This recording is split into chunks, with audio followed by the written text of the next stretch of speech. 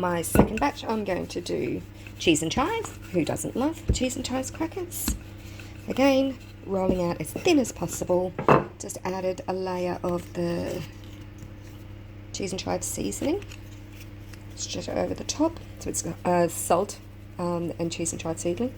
Pop that over the top and just using the rolling pin. Just like so, and then sliced, and then it too is going to go into the oven. Just going to do strips. I'll break them up into little pieces once they've been baked and they're nice and crispy. And just for the final variety, I'm going to do a nacho cheese because my son asked for nacho cheese, so he gets this one. So once again, nice and thin into strips and then onto a baking tray and then broken up afterwards to make things a lot easier. Tray number 3 into the oven at the same time. So pantry challenge. So a friend decided that we would attempt a pantry challenge where we would not use any groceries other than what we already had in our pantries, and that we would continue to grow our own produce and still use that as well, but there'd be no further shopping for any staples, any food except for pet food and livestock feed. So without any future planning other than what I already had on my shelves and what I already grow in the gardens, and the fact that I already got 3 large store pantries as well that are full of toiletries, etc., and pantries that are full of cans and things like that, I went okay. And so we said, okay, how long can we go for? And we estimated that I personally could go for at least a year.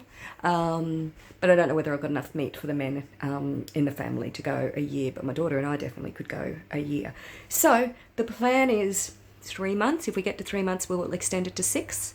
Then we'll be coming into spring and it will be back to our vegetable picking, harvesting time again. So possibly 6 months, and I'm actually hoping to extend it to 12 because I did do a meat order just prior to her putting this pantry challenge to me out of nowhere. So I did have 35 kilos of chicken, which is in my freezer, and some of it I have canned, and I had just canned some fresh salmon. So one of these jars of salmon, which is the only protein meat wise that I eat, normally lasts me 3 days. So because I have that just with soup.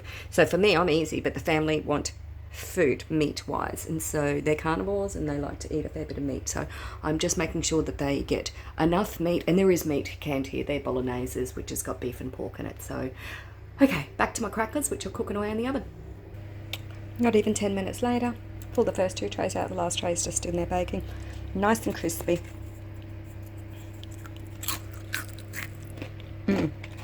Perfect. And these ones are just going to get broken up into smaller pieces, like so, and then all put into a jar once they're fully cooled down. Now, I do have oxygen absorbing little silica seed packets that I can use as well to keep them fresh, but they're never going to last that long. They're usually eaten within a few days. No preservatives in them, all ready to go. Quick and easy crackers, perfect for dips or just eating on their own like we do. There you go. Part of the pantry challenge, and I've not had to go to the shops. Woohoo! Another job done. Thanks for viewing. All done. 3 different flavours.